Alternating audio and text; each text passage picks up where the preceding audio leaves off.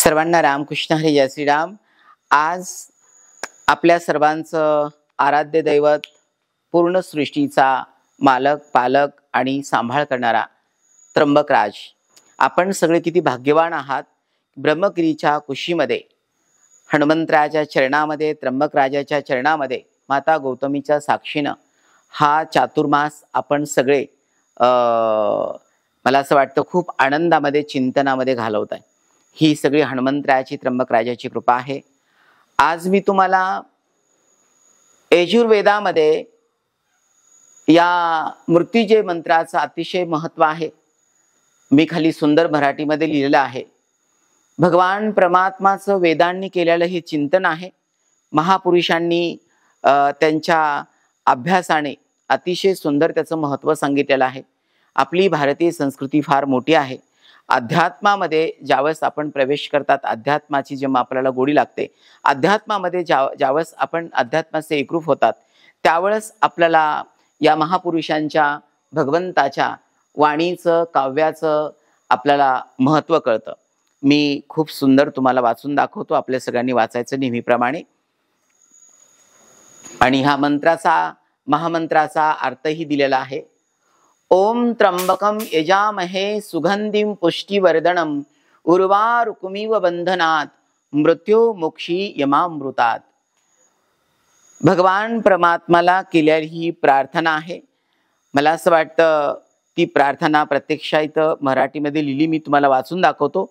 परत आपल्याला हा श्लोक वाचायचा आहे। हे प्रभू, भक्तांना वारंवार संसार चक्रात टाकणाऱ्या मृत्यूच्या विळख्यातून बाहेर काढा आणि अमृत तत्व प्रदान करा। ज्याप्रमाणे परिपक्व झालेले फळ वृक्षाला सोडते, अगदी तसेच आम्ही देखील हे संसार सहज सोडून आपल्या चरणी येऊन अमर होऊ, असे आम्हाला वरदान द्या। म्हणजे भगवान परमात्माला, त्र्यंबकराजाला, भोले महादेवाला ही केलेली प्रार्थना आहे। बघा, प्रत्येक जीव देवाला प्रार्थना करतो। काय प्रार्थना असते? हे भगवान परमात्मा, मला चांगलं जीवन दे, चांगलं आरोग्य दे, चांगली बुद्धी दे, चांगली शक्ती दे, तुझं नामस्मरण करण्याची सतत विवेक बुद्धी दे, आणि भगवान परमात्मा मला सुखात, आनंदात ठेव। नेहमी प्रत्येक जीवाची प्रार्थना असते। त्याचप्रमाणे वेदांनी जे वर्णन केलेलं आहे, हे भगवान परमात्मा मला या मृत्यूच्या संकटामधून मला अमर तत्वाकडे घेऊन जा। जसं एक फळ असतं आणि ते फळ पिकल्याच्या नंतर, पूर्ण झाल्याच्या नंतर बरोबर त्या वेलाला सोडून देतं आणि बाजूला होतं, त्याचप्रमाणे भगवान परमात्मा मला या जन्म मरणाच्या बंधनातून मुक्त कर, असे वेदांनी वर्णन केलेलं आहे। आणि त्या वर्णनाप्रमाणेच मी लिहून दाखवण्याचे प्रयत्न केलेले आहे। आज श्रावण चालू झालेला आहे। श्रावणाचा हा पहिला सोमवार आहे। भगवान भोलेनाथाचं नामचिंतन होणं फार गरजेचं आहे। आज जलाभिषेक होणं फार गरजेचं आहे। आणि म्हणून मला असं वाटलं की श्रीराम शक्तीपीठाच्या प्रत्येक साधकाला आणि साधवीपर्यंत, बाळ गोपाळापर्यंत हा पॉझिटिव्ह मेसेज गेला पाहिजे, म्हणून गुरुदाने प्रयत्न केलेले आहेत। मी ज्याला उठवेल त्याने फक्त मला एकदा वाचून दाखवायचंय, ठीक आहे? हा, बंटी बेटा उठ।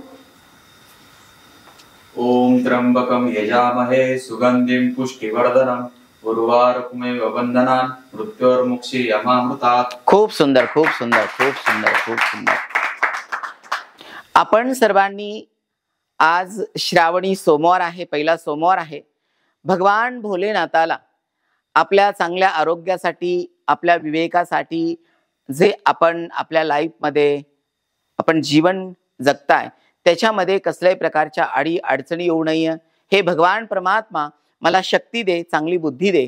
आज पूर्ण आपल्याला श्रावण महिन्यामध्ये भागायचा। आज श्रावणी सोमवार चालू झालेला आहे। आज आपल्याला सगळ्यांना जलाभिषेक पण भगवंताचा, सोमेश्वर भगवंताचा करायचा आहे। आणि आपलं जीवन जगत असताना आपण संकल्प केला पाहिजे। चातुर्मास गुरुदेवांचा चालू आहे, तर आपण संकल्प केला पाहिजे की माझ्याकडून मी कोणालाही दुखवणार नाहीये। माझं जेही कर्म असेल ते सृष्टीच्या कल्याणासाठी असेल।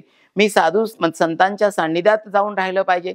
मी अध्यात्मामध्ये एकरूप झालं पाहिजे आणि नेहमी मी प्रत्येक जीवाचा सन्मान केला पाहिजे। कारण की आज भगवान भोलेनाथ आपल्या सर्वांना पाहत आहेत। श्रावण महिना असा आहे की ज्ञानीपुरुषाने सांगितलेलं आहे, श्रावणामध्ये देवाच्या म्हणजे देवाचे सर्व दार उघडे असतात. ठीक आहे, एक नियम किंवा अभ्यास किंवा आपल्या लोकांना एक चांगला संदेश म्हणून दिला असेल. देवाचं द्वार सदा सर्वदा उघडं असतं, पण काही नियम घालून दिलेले आहेत. प्रपंचिक मनुष्य देवासाठी वेळ काढत नाहीये, प्रपंचिक मनुष्य जास्त देवाला महत्व देत नाहीये, आणि म्हणून काही नियम घालून दिलेले आहेत. आणि मला असं वाटतं की विशेष श्रावण महिन्यामध्ये भगवान भोलेनाथाचा महिमा गायला जातो. म्हणतो जल अभिषेक असेल, भस्माचा महिमा असेल, रुद्राक्षाचा महिमा असेल. कारण रुद्राक्ष म्हणजे प्रत्यक्षात भगवान भोलेनाथाचं सगुण साकार स्वरूप आहे. तर प्रत्येकाने ह्या महिन्यामध्ये रुद्राक्ष धारण केला पाहिजे. आणि रुद्राक्ष धारण कराल ना, रुद्राक्ष म्हणजे सृष्टीचा रक्षक आहे, आपल्या मनोकामना पूर्ण करणार आहे. फक्त भक्ताने आपल्या श्रद्धेप्रमाणे आपल्या गुरुवर्यांकडून तो धारण केला पाहिजे. आणि रुद्राक्ष धारण केल्याच्या नंतर कंपल्सरी भगवान भोलेनाथाचं नामस्मरण त्याने केलं पाहिजे. कारण जेवढा आपण नामस्मरण करू तेवढा तो रुद्राक्ष आपलं रक्षण करेल आणि भगवंताची आपल्याला आठवण राहील आणि आपलं जीवनही चांगलं आपण जगू शकाल. या महामंत्राचं आपण वाचन करूया. माझ्या बरोबर तुम्हाला सगळ्यांना म्हणायचंय, ठीक आहे? ओम त्र्यंबकं यजामहे सुगंधिं पुष्टिवर्धनम् उर्वारुकमिव बन्धनान् मृत्योर्मुक्षीयमामृतात्. ओम शांती शांती शांती. जय श्रीराम. खूप सुंदर, खूप सुंदर, खूप सुंदर.